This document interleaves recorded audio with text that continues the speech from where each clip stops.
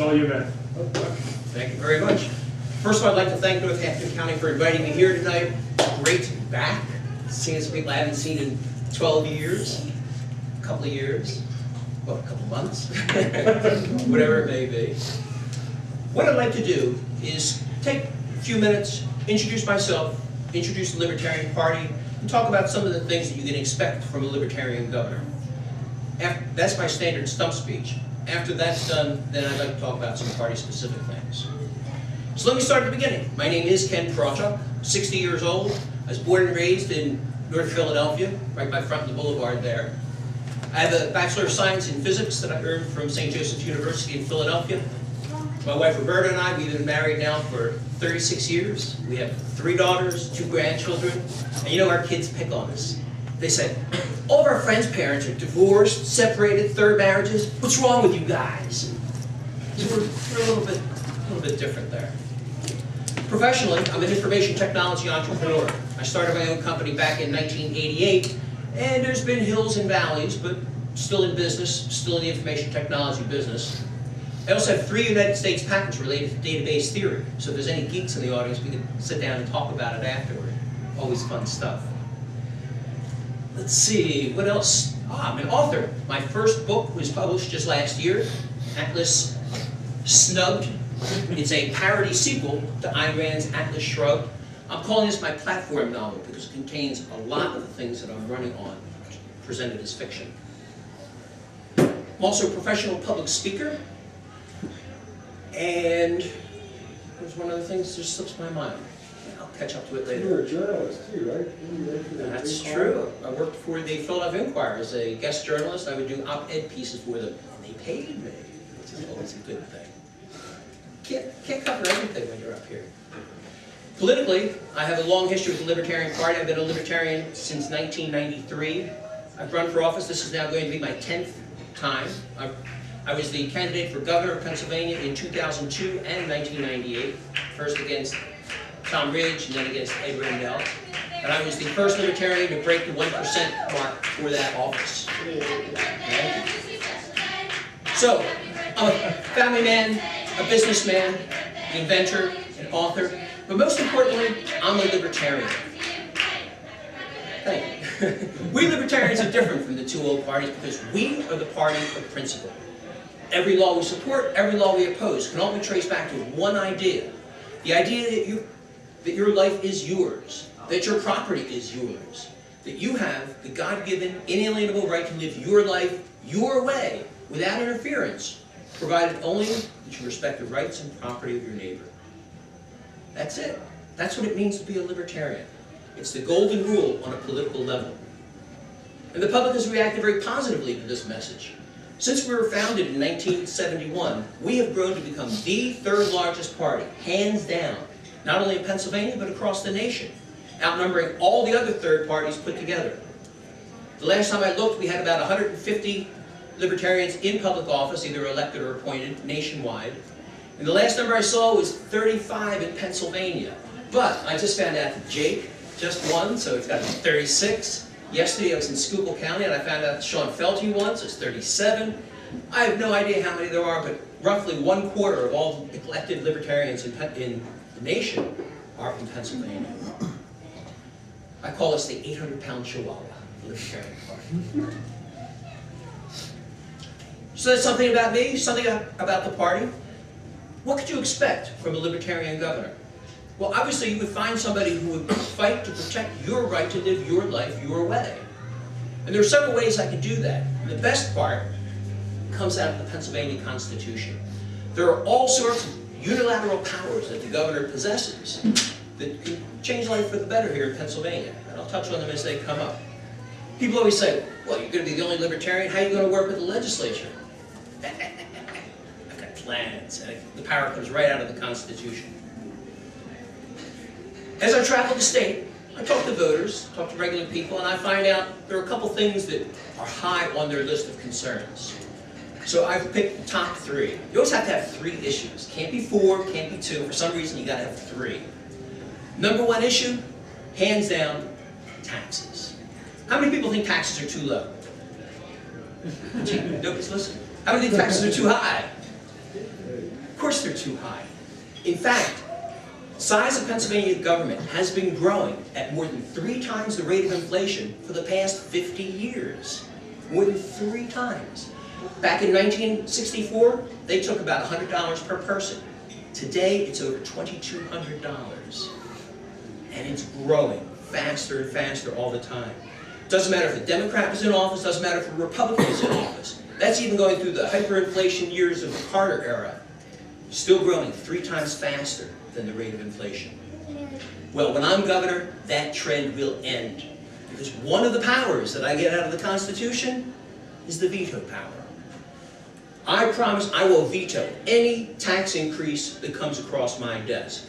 Right away, it's going to take a supermajority for them to pass any tax increase.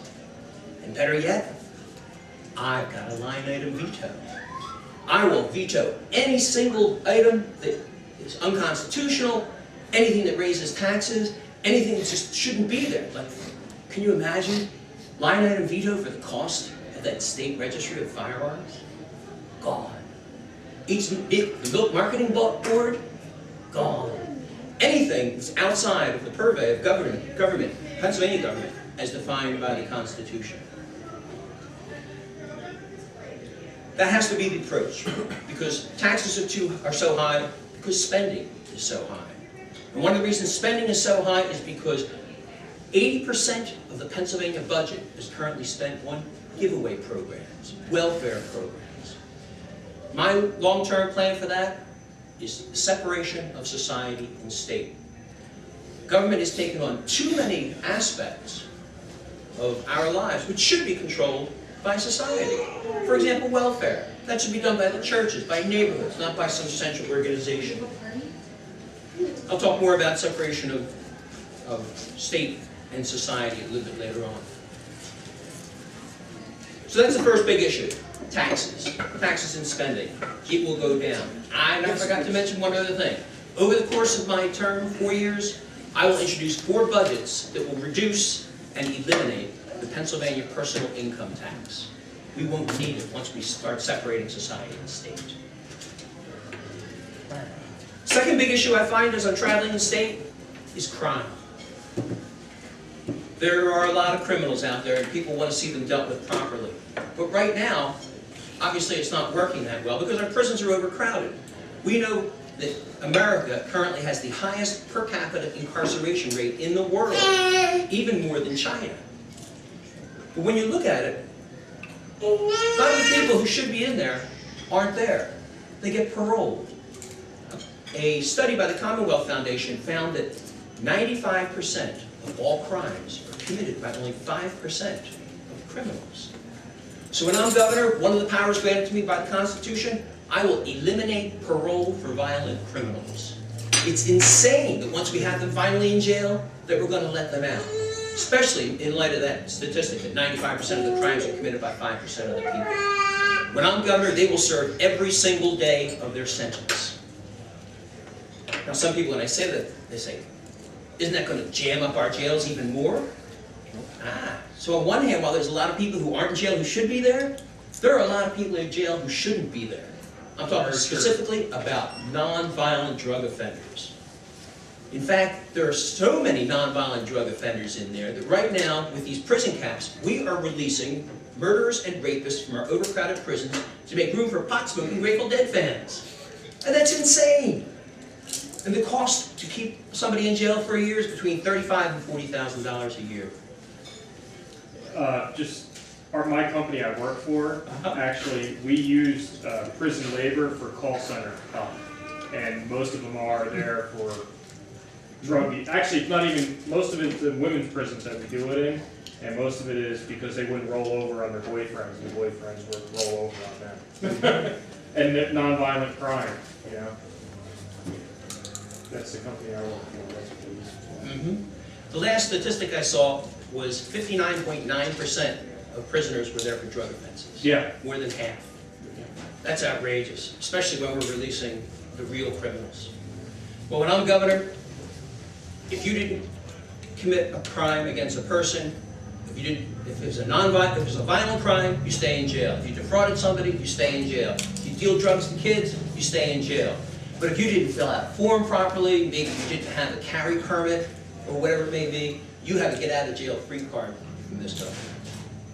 So that's how I plan to deal with crime. Reduce prison population and get the people out who shouldn't be there, and leave in there the people who should be there. The third big issue I heard, and it's always the big one, education. Education in Pennsylvania, some places, it's a rotten mess, especially if you look in places like Philadelphia. One of the reasons why education is in the situation it's in is because in Pennsylvania right now, our government school system is a virtual monopoly. 90% of all kids go to the same school system, the government school system. And like any monopoly, choice is low, costs are high, quality not so high. What I would like to do is fix that problem by introducing competition into the school system. And I have a novel way of doing that. Won't cost a dime. What I would like to see is to bring into the equation somebody who's been left out of the educational choices. The parents.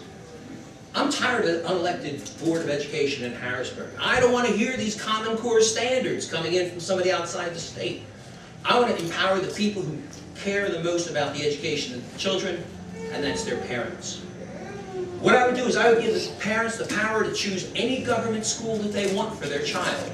And the funding which would have gone to their local school will follow the child to the school of the parent's choice. Now see what happens with that is good schools will get more funding and they'll grow. Bad schools will lose funding and will be forced to shut down. Then there's a follow-on. Some people say, well, how are you going to do that? The good schools are going to be filled up in an instant. Ah, yes. But what they can do now is they can go to the bad school, take over management of that, and turn that into a good school too, so that more people start devoting their money to that. So without spending an additional dime, we can improve education by letting parents choose. This will end the virtual monopoly that the state currently has in education. That's one step. Another step, to go a little further, is we should privatize the schools. I did some calling around, and I did this same exercise back in 2002, the last time I ran for governor. I Googled all the local schools. The Montessori schools, the Catholic schools, the Friends School, the academies, all the different ones. It's just, what do they charge for tuition? I was getting numbers 5,000, 7,000, 9,000, 12,000. And then there's a big jump, and you get to the Friends School. They went over 20,000. Germantown Academy went over 20,000. I took all those, I left off the exclusive schools, and I took all the other ones together, and I came up with an average tuition of about $9,000.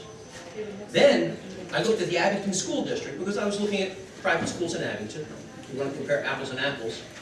I took their budget, divided it with their enrollment, and I found out that Abington School District costs $18,000 a student. The upshot of this is, if we privatize schools, we can cut property taxes in half overnight. Why are we paying $18,000 a year to educate a kid? Now, imagine if the school board, all they did say, okay, you want your daughter to have an education? Fine. Here are the private schools we got. Here's a nice Jewish school, here's a nice Catholic school, here's a non-sectarian school. Which one would you want?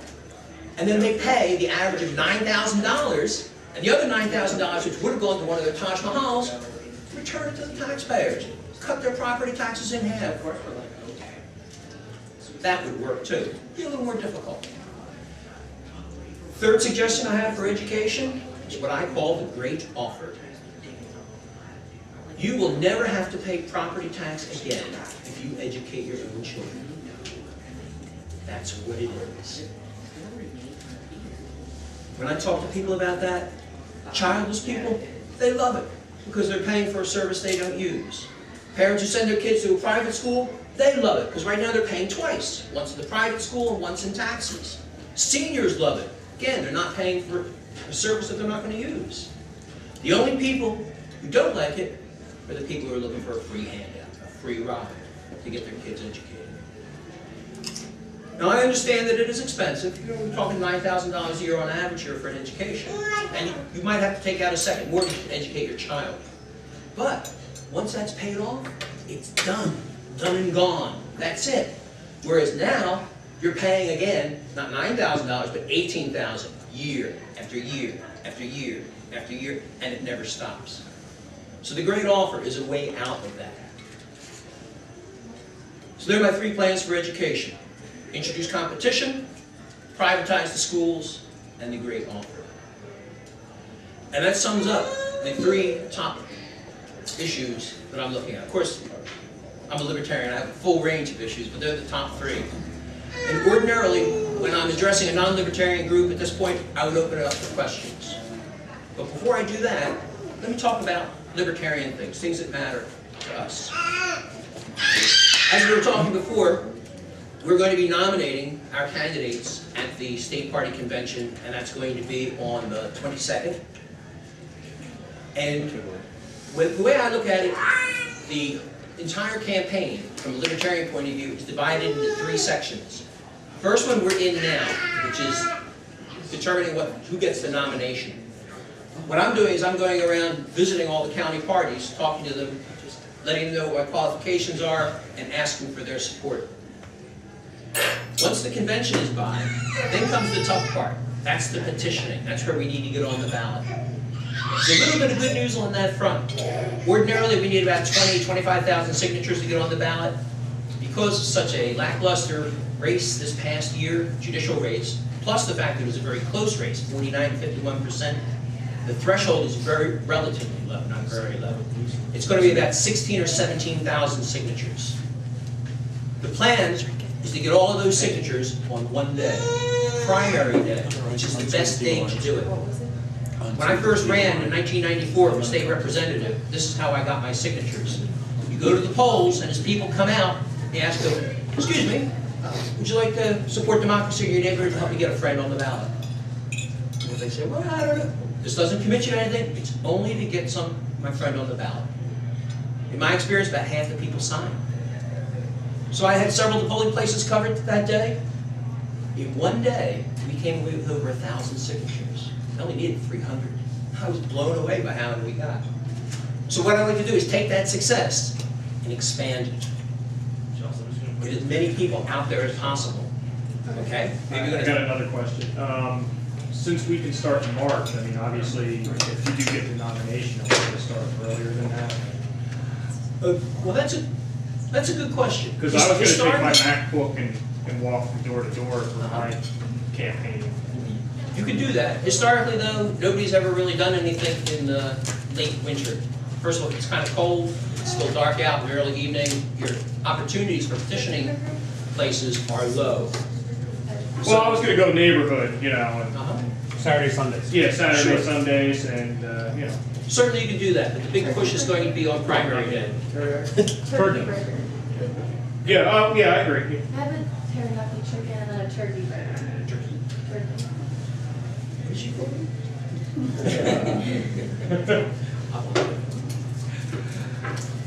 One thing that would help the success of the petition drive, and I've already heard rumblings about it, is to get as many state rep candidates as we can, or state senate candidates. Because each one of them would bring in their own signatures, 300, 500, whatever it is they need to get on the ballot.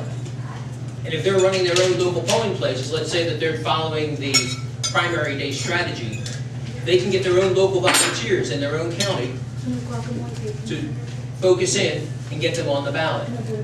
Now that's good for the top of the ticket as well, because in Pennsylvania we are allowed to stack candidates. So the same petition that has a state rep on it can also have a state senator on it, can also have a congressman on it, and of course have governor and lieutenant governor. So the more candidates we have on the ballot, the easier the petition drive will be. So one thing I'd like to really explore with you people is to get candidates running. The more you can get running, the better. I know Drew says he's thinking of running. No? Drew? Name Oh, yeah. Actually, Valcaro's got a few guys that he isn't ready to announce yet, but they will be running in Burks. And then plus we will have at least 2 here. So There you go. That sounds like a winning strategy there. yeah. Because the minimum is about 300 signatures. So you want to get maybe 500, 600 to make sure you can withstand the challenge. Yep. So if you've got 2 candidates, there's another 1,000 right there. Yeah. One of the most important things to come away with as after you leave here is that we need candidates. The more candidates we can get going, the better. There's one good thing about having candidates is they energize a county party. You should see them up in Schuylkill County. I was there last night because their guy won. Sean Felty is now councilman-elect, and they're like beside themselves. They had a nice big meeting last night, about 20 people, twice the size of their normal meeting, and they're all fired up about it all. Same thing would happen here. So run as many candidates as you can. We have until August 1st to turn in all the signatures. So we got all the warm days of summer to be getting people, 4th of July parades and things like that. But that's the backup plan in case we don't get as many, the right number of signatures for on primary day, right number of signatures. Sorry, I would have thought primary day would have been when we already wanted to be on the ballot for primary. Third parties and independents do not participate in the primary system. We don't insist that the taxpayers pay for our candidate selection process. We should have candidates in situations like this at our state convention would be. So we're doing it on our own time. The other problem is, because the other parties are major parties, not minor parties, because they are in the primaries, they have a much lower signature requirement. So, for example, when the last presidential election, each of the candidates running on the Democrats, Republicans needed 2,000 signatures to get on the ballot. Yep. We needed, what, 52,000? In which year? This past, most recent one. Oh, 25,000. We turned in 52. 25, yeah, 25,000 signatures. 2% of whatever the highest vote getter was in the previous election. And that goes up and down like a roller coaster. In 2006, just because of a fluke in the way the elections turned out, we needed to get 67,000 signatures. That was outrageous. There was only one guy who had the moxie to climb that wall, and that was Carl Romanelli, a Green guy. And he ran for U.S. Senate. He collected 98,500 signatures. It's a record for Pennsylvania. Blew away Peg Lux's old Pearl record of 78,000. Of course, blew away, I got 32,000 when I ran in 2002. They dragged him into court, and they kicked him off the ballot. They invalidated enough signatures. And for stupid reasons. If they signed where they should have printed their name and printed where they should have signed, bad signature, throw it off. If their address changed, bad signature, throw it off. Ditto marks, husband and wife for the address, bad signature, throw it off. Not registered to vote, bad signature, throw it off. And they brought Carl down below the 67,000 that he needed, and they threw him off the ballot. That would have been bad enough, but then they fined him $80,000. Wow. Court costs, Department of State costs, signature expert costs, sewer loser costs, the attorney Did they go after fees. you for yours, or? No. No? In fact, I ran in 2002 and I wasn't challenged. And there were a lot of places to challenge me. They could have done it. 2004, they challenged Ralph Nader, threw him off the ballot, fined him $80,000. 2006, threw Carl Romanelli off the ballot, fined him $80,000. 2008, they tried to throw Bob Barr, our presidential candidate, off the ballot. But he's a former congressman. He had more resources to draw upon. He managed to stay on the ballot. 2010. And an NRA board member. Thank you. 2010. It was a disaster. Democrats and Republicans got together and challenged every single third party and independent statewide candidate on the ballot. Took them into court and didn't even go through the process of checking out the signatures. They sent a letter, and I should have brought a copy of it with me. A nice little paragraph from their lawyer to our state party chair saying, you know, we've challenged your petitions, and my client would be willing to drop the suit if your candidates all withdraw. But if you stay in the race, you know, precedent says that they can be fined for this, and according to our calculations, it would be $106,000. If you want to stay in the race, you're going to be facing a $106,000 fine, or drop out now, and we'll let you go. Everybody dropped out. There was no third party or independent statewide candidate on the ballot in 2010. 2012, they tried it again. But we had learned a lot over the years, and we fought back, and we won by a margin of about 600 signatures. So we managed to get our candidates on the ballot. It's been so tough lately, I stand here as the last third party or independent candidate for governor to appear on the Pennsylvania ballot. Since 2002, when last I ran, there hasn't been a single candidate, except for governor, except a member of one of the two old parties. Now, we do have a cure in the pipeline, Senate Bill 195. We call it the Voters' Choice Act. It will level out the playing field. Senator Mike Fulmer from Lebanon is our prime sponsor, and we're stacking up new sponsors all the time. We got 2 more in the last week. Senate Bill 195. Call your state senator and see if they'll sponsor it. Yeah, the school is a co-sponsor, actually, down here. There you go. But I'm a co-plaintiff on a suit right now to have the current signature requirements overturned. And that's still at the district court level, federal district court. This is the 3rd lawsuit that I've been a part of. One of them made it all the way up to the Supreme Court of the United States, who refused to hear it. That was in 2006 with 67,000 signature. We used the argument that it was not equal. Pennsylvania Constitution says all elections shall be equal, but the 67,000 equal 2,000. The judge said, well, yeah, that's equal. We went to the appeals court, and they said, yeah, that's equal. We went up to the Supreme Court just said, 10 grand, sir. and walked away from it. Yep. The Helsinki Accords back a few years ago did a human rights watch type stuff, uses Pennsylvania as an example of worldwide how not to run a fair election. Yep, been there, done that. So that's phase 2 of the campaign to run for governor. Phase 1 is what we're doing now, meeting people, looking for support, looking for volunteers. Phase 2 is the petition drive, making sure we get on the ballot. Phase 3 is the fun part. That's where you get out there and you start attending the debates. Because once you're on the ballot, the floodgates open. People start sending you invitations to forums, invitations to debates. Newspapers will send you questionnaires, different special interest groups send you questionnaires. And the funny thing is, when you answer them, they print them. Reporters ask you questions, you answer them, they wind up in the newspaper. Except for Paul Carpenter was the morning call guy when you and I were over at the city. Still there, Is he? Yeah. unfortunately. At the City View Diner. He and I sat down for a half-an-hour interview. He's asking me all these questions about education, about taxes, and I'm giving him the straight thing. He didn't print a word I said.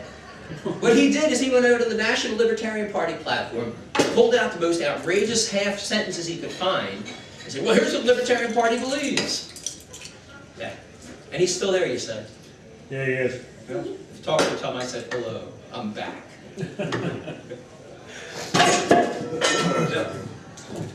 Once we get on the ballot, odds are very good that I'll be breaking my own record from the prior election.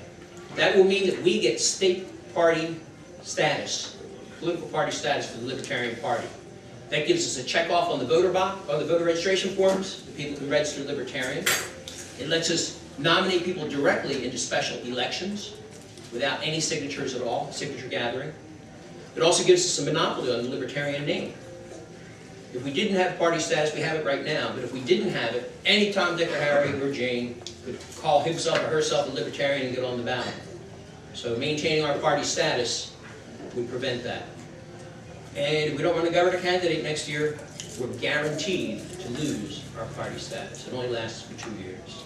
So we need to run a candidate. And that is my goal. That is my primary goal, in order just to be able to be that party. Now, a lot of people say, you know, Ken, I love a lot of these ideas I'm hearing from you. I like the idea of eliminating the personal income tax. I like the idea of keeping hardened criminals in jail. Competition for education would be wonderful, but Ken, be honest, you're not going to win. No, not necessarily.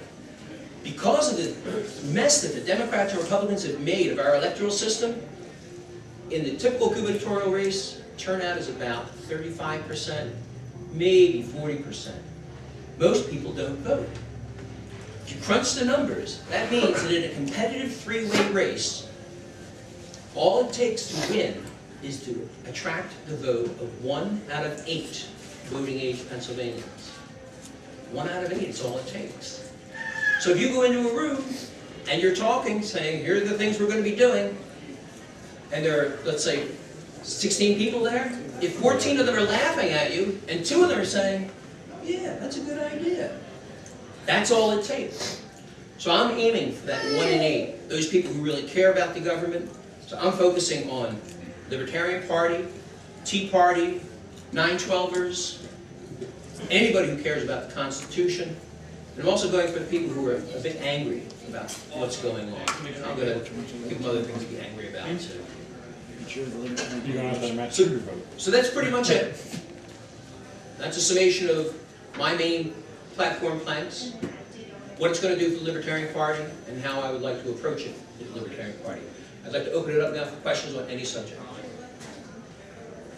Anybody?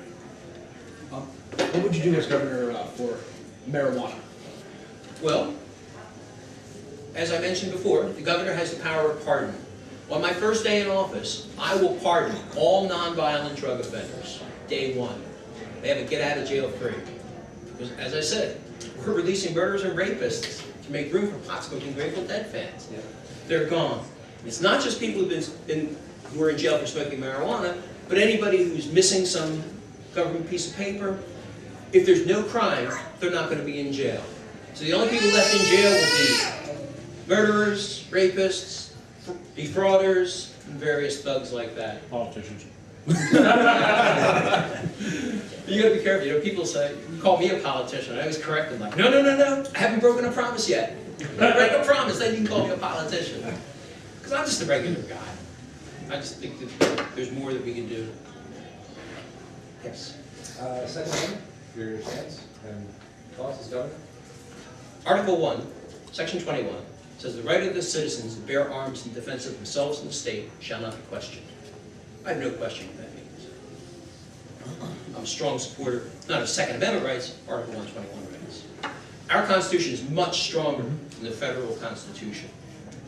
I rely on it. That's my job description, too. Answer the question?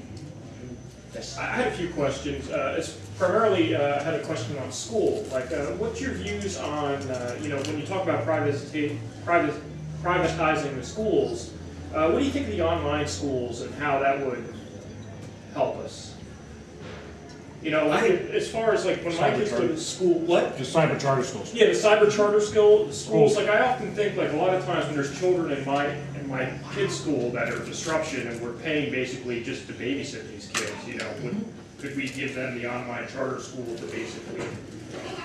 Let me take a giant step back and look at it from a principal point of view. It is not the business of the government to be telling you how to educate your children. Agree. It is 100% up to the parents. If the parents decide they would like to go to an online charter school, God bless them, that's their right. It's their children, they should make the decision, not a bureaucrat. Part of the problem with making education political is it turns into a political football. We need more funding. Oh, we don't want to fund that. Oh, I caught Johnny saying a prayer before a test. All those questions vanish, because if you don't want your child to go to a school where they pray, don't send him or her to the school where they pray. All those questions are now left to the parents, not to the government.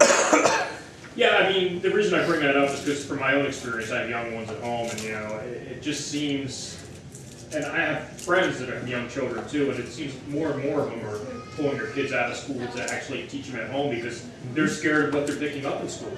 You know, the values that you're learning in school nowadays are worse than, some of the things that you pick up on the street. That's true. No question about that.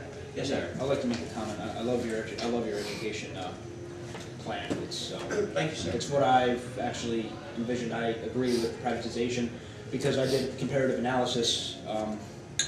We have the top universities, Harvard, Yale, and all them. Well, they're private universities. They're not government indoctrination facilities like public schools are. And it's interesting to know that, yes, they're expensive, but you're getting your money's worth. And if there was more competition with what you're proposing, well, then prices will be driven down and social Darwinism kicks in and only the strong survive. If you fail and you're not good, tough shit. Yeah. For lack of a better word, you failed. So now a better school is going to expand, thus creating better opportunities for people. That's right. That's true in the restaurant business, or it's true in the education business. Yeah. Anytime government gets involved in something outside of the government's purvey, it's always a mess. Yeah. Whether it's trash collection, education. Education is too important to be left to government, in my opinion. Yes. Would you rather get rid of the property tax and the income tax? Well, I'd like to do both. I'm going to introduce a series of budgets over 4 years to eliminate the personal income tax. That's one side. And then, once we take care of the schools, first of all, we can reduce property taxes immediately by cut them in half by privatizing the schools. And then if we take the great offer, it'll eliminate the other half. So there are 3 different flavors. Introduce competition, just to get more bang for the bucks we're already spending. Privatize them, to cut property taxes in half. And then the great offer to eliminate property taxes entirely. Something else I looked at in 2002 that I haven't checked out yet, haven't updated my figures this year, is that if we decriminalized marijuana and taxed it, kept the price the same, I don't know, when I was back there in college, I used to smoke, and it cost about $40, $50 an ounce. If we kept it at that same rate, the number of people in Pennsylvania who smoke pot, it would generate enough tax money that we could eliminate the property tax right off the bat. The federal government did a study called Project Dawn, and they found out that roughly 1/3 Pennsylvanians at some point smoked, and 10 to 20% still currently smoke. Not me, no. No, certainly not. So if we took the current price of pot, which is now a lot higher, I'm told it's like $100, $200 an ounce. I was looking at the prices on Silk Road, which they just shut down and just opened up again. There you go. Yes. And It's like, all right. that's freedom, I'm telling you. But it's up around $100, $200 an ounce for a commodity that costs pennies to grow. So all that difference, if we just kept the price the same and made that difference tax, then we could eliminate property taxes.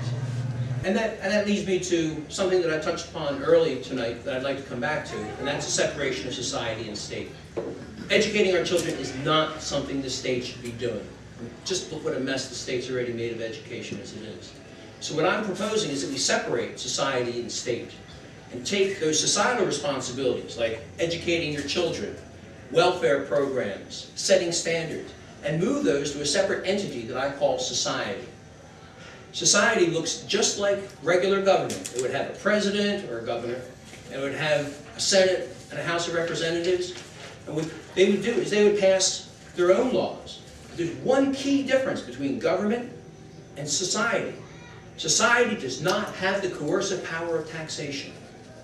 Anything that they want to spend their money on, they have to raise that money through voluntary means. Maybe they run bake sales, telethons, whatever it is, tithing, like a church might do. But that way they would be forced to live inside of their means, rather than constantly tapping that endless, bottomless pit known as our money. Because we can't keep this up. As I mentioned, 80% of the state budget right now goes to giveaway programs. And those numbers are going up all the time. The same thing is true on the federal level, much more dramatically. Right now, the federal budget is about $3.5 trillion. Federal income is about $2.3 trillion. There's a $1.2 trillion gap. That gap is borrowed right now. The big thing is, even though there's $2.3 trillion in revenue, $2.2 trillion of that goes right out the door for the welfare state. Virtually all federal revenue is currently being consumed by the welfare state. And that number is growing year after year after year.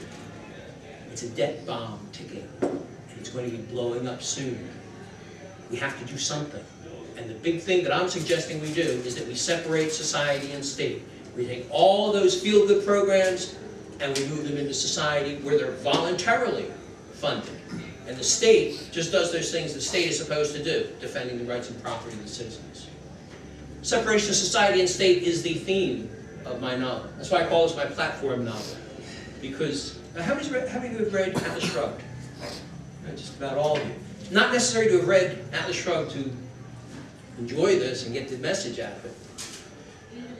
But what I do is I take, let me back up a second. Atlas Shrugged ends in a post-apocalyptic calamity. The United States of America falls, fighting and everything. This picks up exactly afterward. And there's only isolated bands of people living. One of the characters from Atlas Shrugged, Eddie Willers, he's isolated in Las Vegas. And what he does, he sets up his own government among the people of Las Vegas, and they only have one law. You have the God-given, inalienable right to live your life your way without interference, provided only you respect the rights and property of another. It's the Libertarian mantra. And it shows how he implements that on a citywide basis, how he encounters each of the problems. What do we do about bandits? What do we do about the poor, the sick? How about the orphanages? What about kids who are running around in the streets like crazy because their parents were killed in the calamity? What do we do about people who are bad drivers? What do we do about the town drunk? All those questions and more are addressed in this book. I would suggest you read it. I think it's a good book. Yes, and I did bring, I have a box load. I have, matter of fact, there's two versions. This is the standard version. You can get this on Amazon, Barnes & Noble. You can get it at atlassnub.com. And this is the regular version. I also have a director's cut version, which is, here it is right on top. And you can see, it's a lot thicker. This is about 250,000 words. This is about 380,000 words. So this is almost twice the size. So they're available in printed versions, ebook versions. Of course, the ebook version is a lot cheaper. Is there an audio version? I'm sorry? Audio version? Not yet. You know, people keep asking for that. That's what I'm looking for. I know. I listened to Atlas Shrugged. It was 59 hours of audiobook. See, and that's the thing. I'd have to make, and it'd be a question of directing it, producing You have it. a PDF version of that? Yes, so I have every possible e-version that you want. And I can read it. EPUB, Nook, Kindle, Apple Reader. Yes, sir. How much are you selling those for? All right, there's the director's cut and the regular. The printed regular is 20, printed director's cut is 35, and the e-books are 10 and 15 respectively. Is the extra text additional storyline, or I'm sorry, I didn't hear that? is the extra text additional story, or is it public? Yes, did you read Atlas Shrugged? I did. Okay.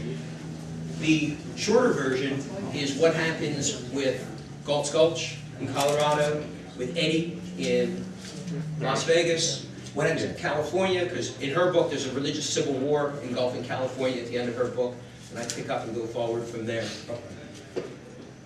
The director's cut version also has the story of Washington, D.C., New York City, State Science Institute in New Hampshire, and another storyline down in Tennessee.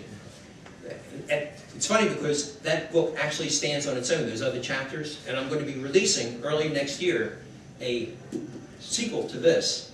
I'll just pull out those chapters from the director's cut version, and I'm going to be calling it Atlas Snubbed: How the East Was Lost. Because it's Washington, State Science Institute, New York City, so it's all East Coast, whereas the regular version is California, Las Vegas, and Colorado. This is actually West. In fact, it says version W.0, West is 0. But that'll be coming out, so you can get this short one now, and they're about the same size.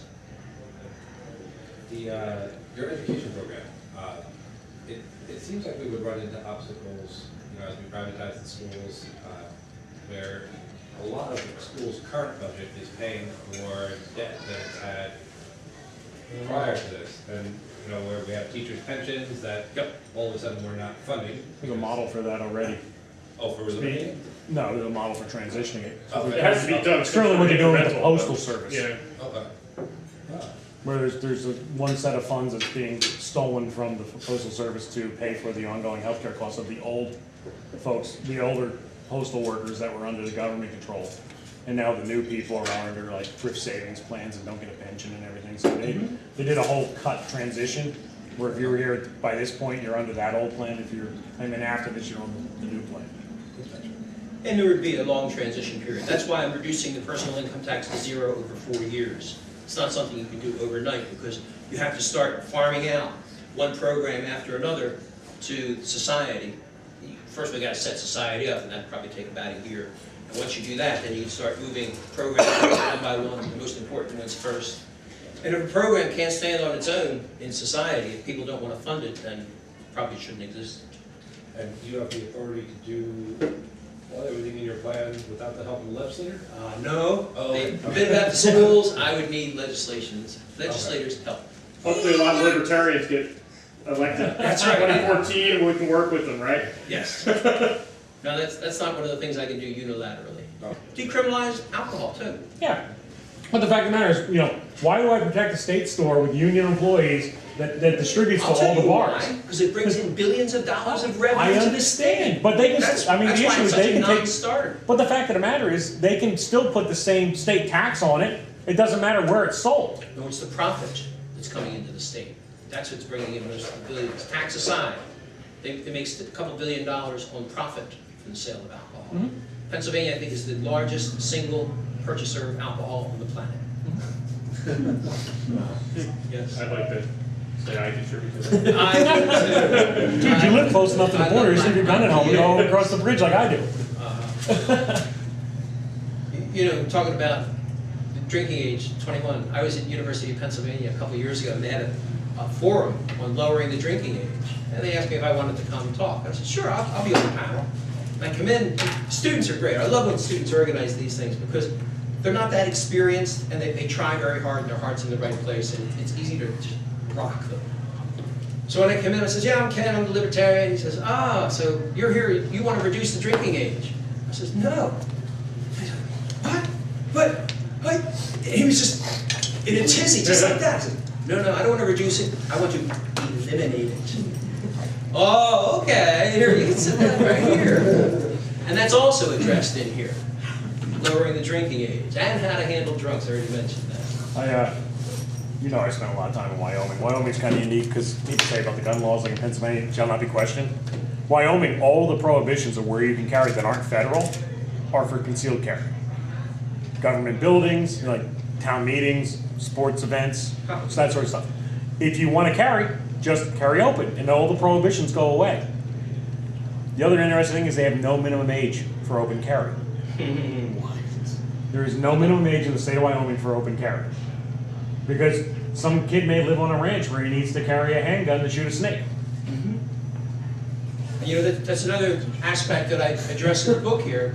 People say, well, what if we got somebody who's like an idiot with a gun, shooting it off in town or something like that? I have a different category. It's applicable not only to carry permits, but also to things like driver's licenses. Why are we taking honest citizens, people who know how to drive a car, who know how to handle a gun, and insisting that they register their car, get a driver's license, get a carry permit, whatever it may be, open up a restaurant? Why are we imposing upon honest, law-abiding citizens and making them pay things? What I would do is I would take that and turn it around and turn it on its head. Whereas you already have the right to do that, the right to carry, the right to travel, the right to open up a restaurant, anything at all, without government interference, providing respect the rights and property of your neighbors. That's the key thing. If you drive like an idiot, or you're shooting your gun off in the middle of town, or in an unsafe situation, the state can then move against you and give you a can't carry permit. If you're driving like a maniac, they can give you a can't drive license. If we catch you behind the wheel and you have a can't drive license, pop you off to jail for a couple of days to teach you a lesson. If you have a can't carry license and catch you with a gun, same thing, lock you up. The victimless crime. How can you advocate for locking people up for a victimless crime? There's no victim if someone's driving with a can't drive license. No, the reason why they got the can't drive license is because they're driving like a maniac. Yes? To jump to a kind of related topic, how do you feel about DUI? Well, it comes down to what I was saying before. If you can't drive a car safely, conduct yourself in a, what was that word, reasonable and prudent manner, then you shouldn't be behind the wheel. I don't care if you're sober or drunk. There are some people who can drive a car just fine when they're over the .08 limit. There are other people who can't drive a car when they're down around .01 or .02. Some people are good at like So 21. what it would come down to is, by your actions, you would demonstrate whether or not you should be moved against. Wouldn't that then end up that you'd have to have, like, say, potentially killed someone to get to that point? That's possible, yes. But that's also true with murderers. I can't lock you up for murder unless you killed somebody. Because what you'd be doing otherwise is saying, well, you might kill somebody, but let me lock you up. Oh yeah, you might teach somebody something wrong. Let me lock you up. Isn't it more likely, though, if you're I guess over the limit. Yeah. Well, That's an true. arbitrary limit. It's a matter of managing the risk. But then it comes down to all sorts of other things. Did you get 8 hours sleep last night? Oh, we're gonna pull you over, we're gonna take a blood test to see if you've got certain sleep toxins in your system. I think he should. It's a slippery slope that you wind up on. But get back to your question, or actually, just to come back and pick it up from there. It's your actions which determine what's going on. You're setting the rules. If you can't conduct yourself properly, then you shouldn't be allowed to do that. There's That's a mistake to move thank you. against you. Just online today talking about the DUI stuff. I was reading, there's a city out in Ohio that has a police contract that says the officers are allowed to be on duty if they're below .04. Wait, a CDL can't do that. No, the CDL can't do that. And they're allowed to use breath mints before they do a breathalyzer in their contract. Do breath mints help a breath? Yes, they do. Really? You know, I can tell you some stories about the state police around here. Yeah, I know. I helped the lieutenant in his car so he I could was drive saying home some all stories night. about Yeah. the cops like shoot. Thanks, man, I won't arrest you. let me tell you a DUI story. Last year I graduated from the Abington Township Citizens Police Academy. And that means I'm now an auxiliary policeman. I can help out with directing traffic parades, help out in natural disasters, and I can work DUI checkpoints. Now I thought that was really a trip. You know, here's a libertarian working a DUI checkpoint. So I did it. I just wanted to see what was going on. It started about 10 o'clock at night. It took about 15, 20 minutes, and they caught their first person. Elderly gentleman and his wife, and they come walking in, arm in arm. Guy says hello to me when they go by. I say hello. He doesn't look drunk. And the testing officer says, excuse me, sir, have you been drinking? He says, well, yes, my wife and I had a glass of wine for dinner. Right away, he's now giving them probable cause. So the officer kicks it up a level. He says, all right, I'd like you to walk the line, touch your nose, do your hat size changes. And the guy does it perfectly. Everything. I'm like, this guy's sober. But the testing officer must have seen something I didn't. He says, I'm sorry, sir, I'm going to have to ask you to blow in the breathalyzer. And it's a little kazoo thing with a readout on top. He blows into it, the two of them are standing there looking at it, wait for it to come up, light lights up. Cop looks at him and says, sorry, sir. They handcuffed him, put him in the back of the car, and took him away. I go over to the testing officer, because I'm a cop, I got police across my chest. I whack him on the arm. What's the deal? That guy's not drunk. And the officer said, oh, you don't have to be drunk to be over the limit. Throughout the night, 8 people they brought in to test them. 8 people got hauled away in irons, and not one of them was drunk to my eye. Not one. So you ask what I think about DUI checkpoint? Well, first of all, they have no right to stop you. They're punishing everybody, fishing for somebody that they can pin something on. And then the ones they brought back, none of them were drunk. Not one. They walked a straight line. Maybe they had been drinking. Well, obviously they had, because they blew in the thing and didn't come up right. But they were not drunk. They were not a threat. However, there was one couple that came in about 1:30, 2 o'clock in the morning, and they're standing there. They're trashed. The cop's like, oh, we got one. Cop comes over to the guy and says, sir, I'd like to ask you a couple questions. He says, go ahead. I'm not going to answer. The cop says, well, that means I can now ask you to do a field sobriety test. Why don't you get up and walk the line and touch your nose, do deep knee bends? The guy's like, nope, won't do it. Well, that means now I go right to the breathalyzer test, or I want you to blow in this thing. And he looks up and he says, in a pig's eye. They did everything they could. They leaned on this guy. They cajoled him. They good cop, bad cop. Over an hour, they're going back and forth with this guy. Do you know how it ended up? His dad came and drove him home. No locking him up or anything like that. I was there from 10 p.m. till 3 a.m. 8 people got hauled away in irons who weren't drunk, and the one guy who was drunk, he got a ride home in a dadmobile. They sergeant for refusing a breathalyzer? Yeah. Oh. Yeah. But he doesn't have a DUI. They pull his license, they do it, the DL-21 pull his license for a year or 2, Yep. and he has no conviction on his criminal record. Yep. So, Oh, he was smart. Which doesn't affect your insurance rates or anything later Right. on. That's ridiculous. but you still lose your license. The first DUI conviction is 6 months.